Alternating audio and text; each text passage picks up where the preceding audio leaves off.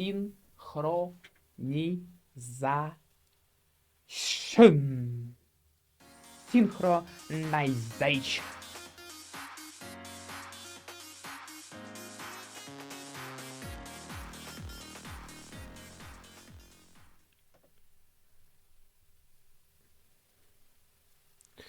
All right, guys, welcome into this incredibly average podcast because I think only dogs aren't recording right now something fun with ChatGPT.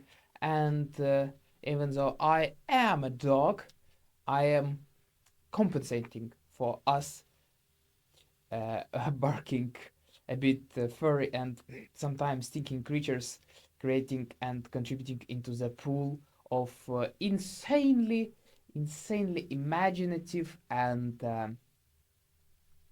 captivating people's and other creatures' attention content. As a matter of fact, as if 6 months have not passed, we are again in this unbelievably well equipped studio as for just usual school. Well, in case you are wondering, I am in Iceland, and yeah, that's just the typical classroom of music class. Nah, I was expecting that my mind is gonna come up with something fun, but it was just senseless. Sounds like most of stand-up shows. Anyways, the idea is pretty simple. Probably you can see on the screen I have ChatGPT. I have this monstrous pile of stuff which is intended to make this whole experience as seamless and pleasant for you. So you are hearing my still not hitting puberty voice in this very soft and I am pretty damn sure quite expensive device. And Chat GPT will be talking in its own pace. I will be listening to it in my headset.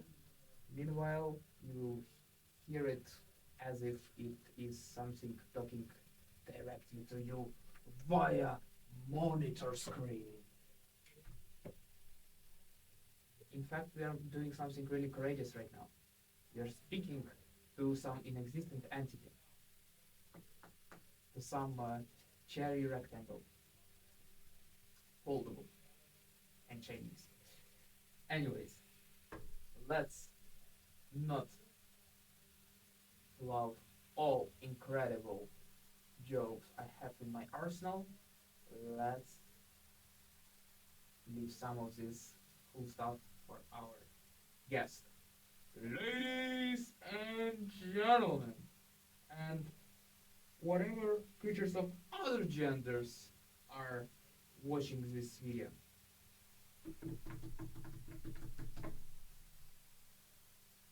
meet the star of the today's show, ChatGPT Model for All. Let's begin.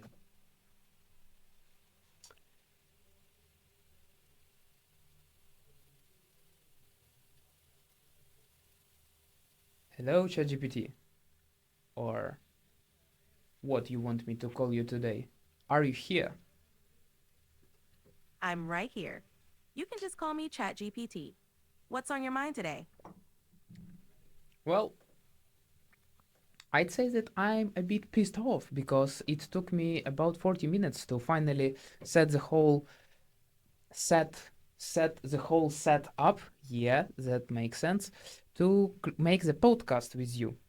Are you a bit nervous because right now there is a great chance that a lot of people are listening to you? Well, at least two people. Me and well, three. Me and my mom and dad who watch my channel.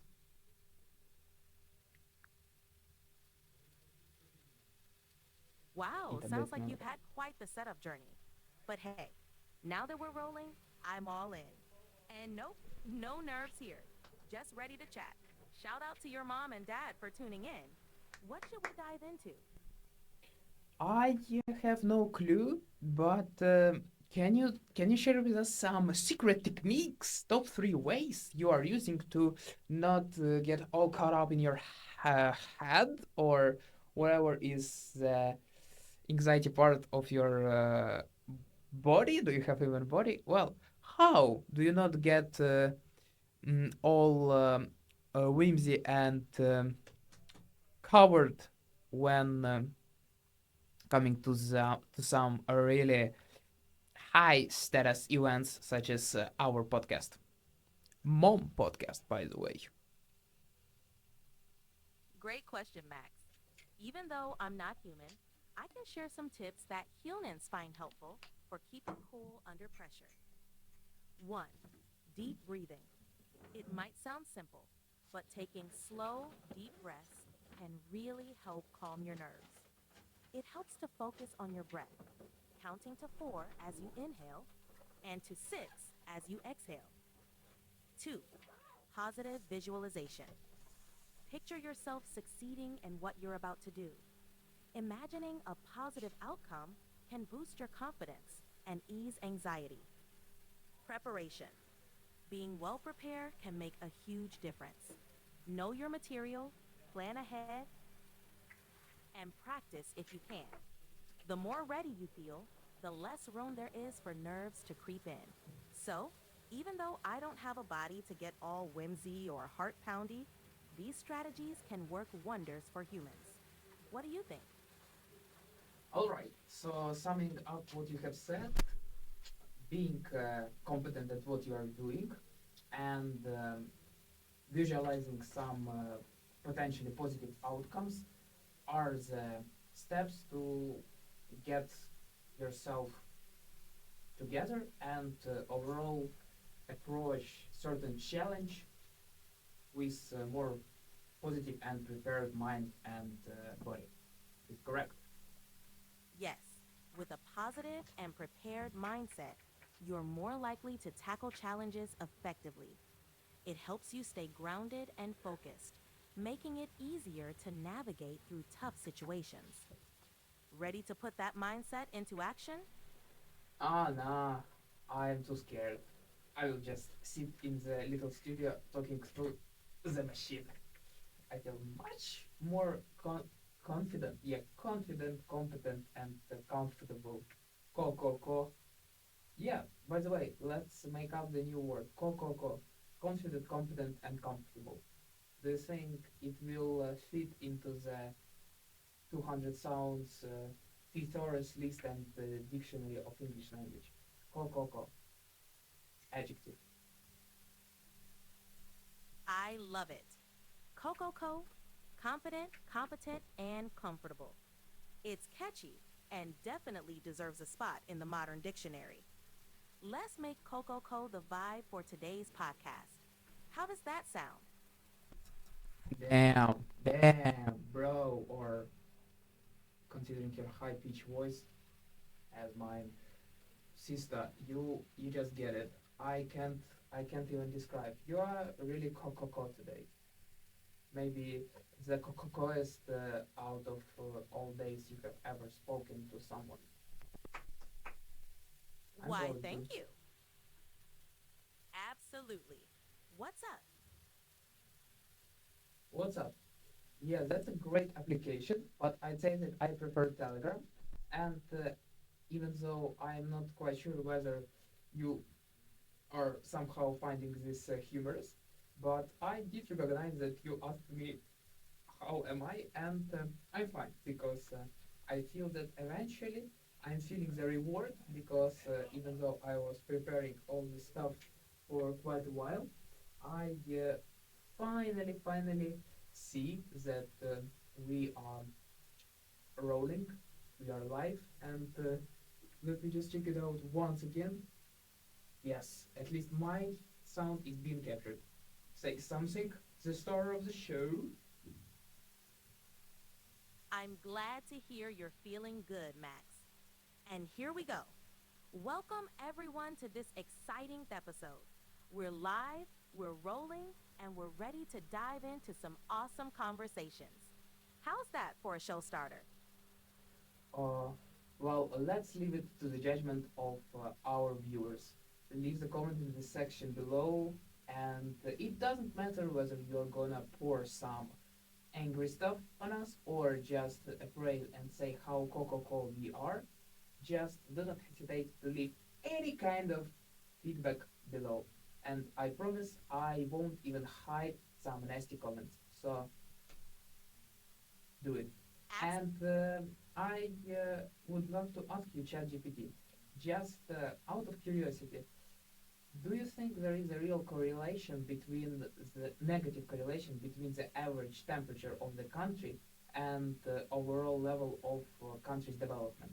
So what I mean is that, for example, in Africa, where the average temperature is quite high, the level of country's development is overall quite low comparing more to more freezy countries such as Scandinavia and Canada and some parts of the US, where the level of development is, well, let's say on some another level comparing to those warm lands.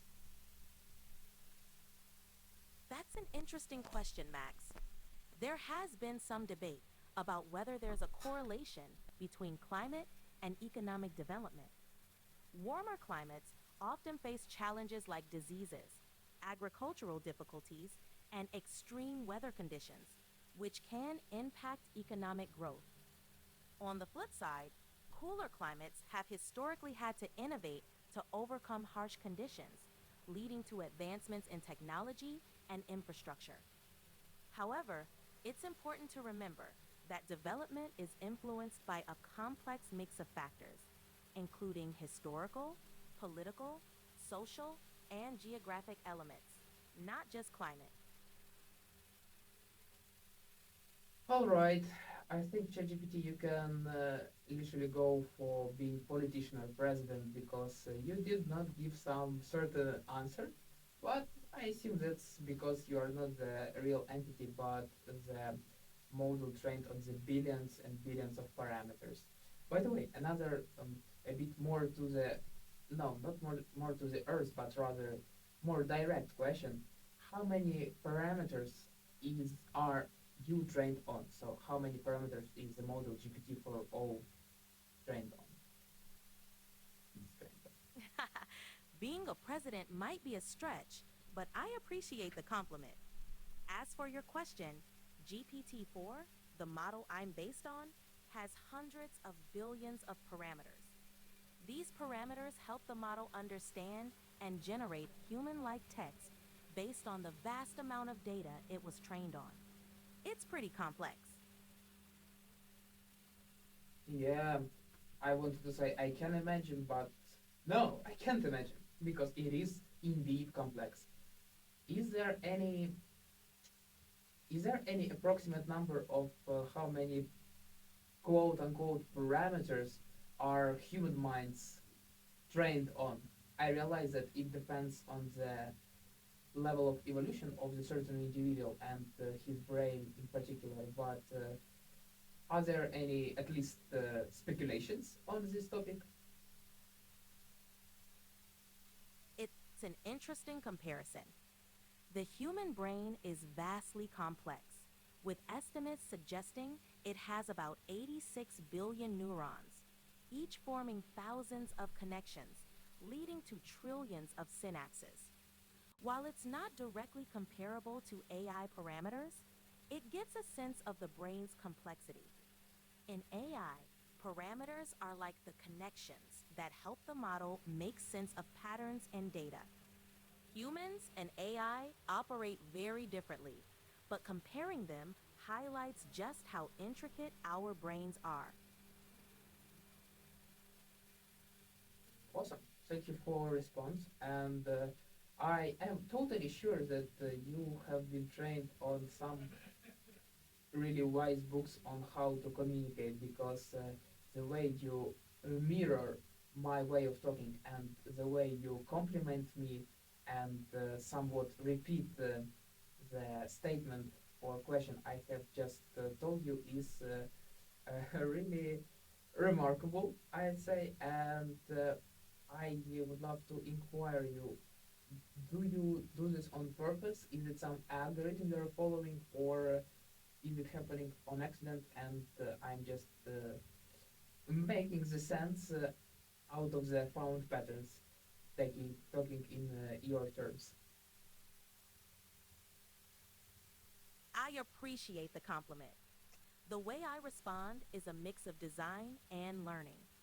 I'm trained on a vast amount of text, which helps me pick up on patterns in communication, including how to mirror conversational styles and provide relevant responses.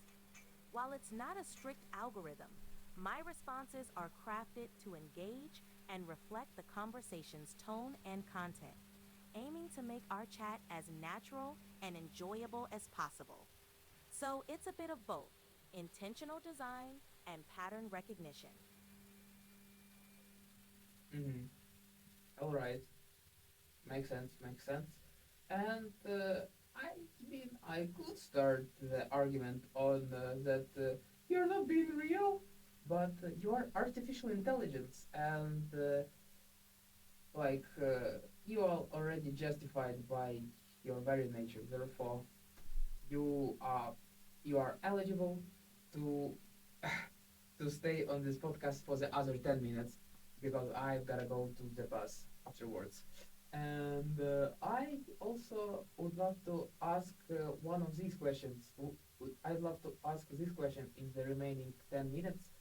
Mm, okay, is there the certain threshold after which the resources of our planet won't be enough for amount of humans on the planet? So just to rephrase it and make it more understandable, when what uh, after how many humans must there be on Earth for this planet to not be able to support the life of all these creatures?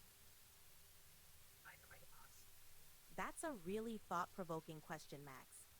The Earth's carrying capacity, or the maximum population size that the environment can sustain indefinitely, depends on many factors, including resource availability, consumption rates, and technological advances.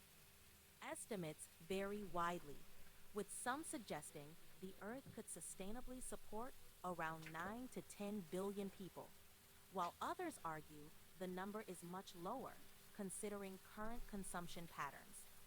The key is balancing population growth with sustainable resource management to ensure our planet can continue to support us all. What are your thoughts on this? I have not thought enough about this matter to provide some a reliable opinion. However, I would love also to ask what is the standard by which these measurements are derived. So, what is considered the what are what is the set of things needed for the sustaining of human's life? It's understandable to have questions about such a complex issue. The standard for determining the Earth's carrying capacity involves evaluating the resources needed to sustain human life. This includes food, availability of adequate nutrition, which depends on agricultural production, distribution, and access to food. Water, access to clean, fresh water for drinking, sanitation, and agriculture. Shelter, adequate housing that provides protection from the elements. Energy, access to energy sources for heating, cooking, transportation, and electricity. 5.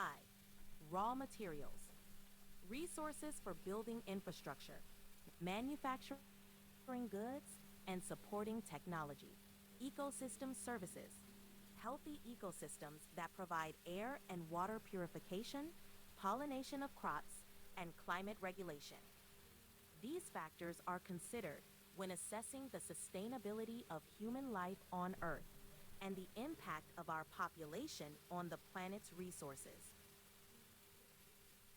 Hmm. Well, I be totally honest. I have already forgotten 90% of what you said because it was very lengthy but informative at the same way. And I also would love to ask the other question, which is the following: where do you think is collective human? Uh, it's gonna sound so pretentious, but all right. Where do you think is collective human consciousness heading towards after securing all the basic needs and having them put in place, such as it is, fortunately, thanks to God, in the first world countries? It's true that many first world countries have made significant progress toward meeting basic needs like food, water, shelter, and healthcare. This progress is often due to a combination of economic development, technological innovation, and social policies that prioritize public welfare. However, it's an ongoing effort to ensure that these needs are consistently met for everyone, and challenges like inequality and resource distribution remain. The concept of a collective human consciousness moving towards greater well being for all is an inspiring idea and one that drives many global initiatives and collaborations. What are your thoughts on this?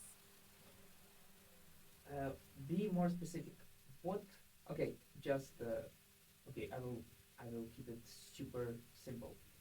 What does human think about when all his needs, such as food, sex, I, I assume friends, mm, shelter, and maybe engaged in some craft, are taken care of?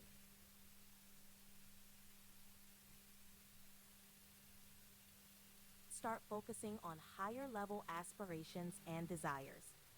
This concept is often illustrated by Maslow's hierarchy of needs, which suggests that once basic physiological and safety needs are fulfilled, people tend to seek fulfillment in areas like 1. Love and belonging, building relationships, friendships, and a sense of connection with others. 2. Esteem, gaining respect, recognition, and a sense of accomplishment. 3. Self actualization, pursuing personal growth, creativity, and the realization of one's potential. 4. Transcendence, seeking meaning, purpose, and experiences beyond the self, often involving spirituality or a connection to a greater cause. So, when basic needs are covered, humans often think about deeper aspects of life, such as relationships, personal achievement. Sure, when people's basic needs like food, water, shelter, All right, and stop, social stop, stop. Okay, thank you for your response. And I understand. So essentially, you think that, well, you're trained on the information that the next things are seeking of and pursuit of esteem, mm, love and belonging, and some sort of transcendence in the way of looking from a bit higher perspective on all those aspects of one's life. Mm, all right, exactly. all right. Great. Is there anything else you'd like to dive into? We've got a bit of time left. In fact, we are almost out of time, and I simply would love to say thanks to those people who have developed you, and in case it makes any difference for you, then thank you. Estoy agradable. No, estoy not agradable. Agradante. Gracias. Gracias, ChatGPT, porque puedo practicar lenguas nuevas, como es español para mí, contigo, y puedo mejorar mis, mis lenguas y puedo solo tengo este muy divertido donde, donde hablo contigo. ¿Y quieres decir algo a otras personas que miran nuestro video? Gracias a ti, Max. Me alegra mucho poder ayudarte a practicar español y a disfrutar de nuestras conversaciones. Y para todos los que están viendo de este video, les envío un gran saludo. Espero que estén disfrutando tanto como nosotros. Sigan aprendiendo y explorando cosas nuevas. Gracias por acompañarnos. Chao. All right, and just to wrap it up very beautifully, can you just say in a couple of words how people can learn languages using you, and just in 2 3 sentences what you have just said in the very sexy Spanish language? Sure. People can learn languages with me by practicing conversations, asking for vocabulary and grammar tips, and immersing themselves in different topics. Ahora, en español. Las personas pueden aprender idiomas Stop, conmigo stop, stop. practicando. I mean what you have what you had said Claro, Max. Las in the previous sentence, but not in Spanish, but in English now for the audience. got it. As I mentioned, people can learn languages with me by practicing conversations, asking for vocabulary and grammar tips, and immersing themselves in different topics. It's a great All way right, to all improve. right, all right. Thank you, thank you. A bus driver ain't gonna wait, so I am super thankful for this very unusual for now type of No, video, and I simply wanted to recommend you all to practice languages with ChatGPT because it's unbelievably convenient and fun. And yeah, I just wanted to say it said that there are a lot of great tips, you naughty guys.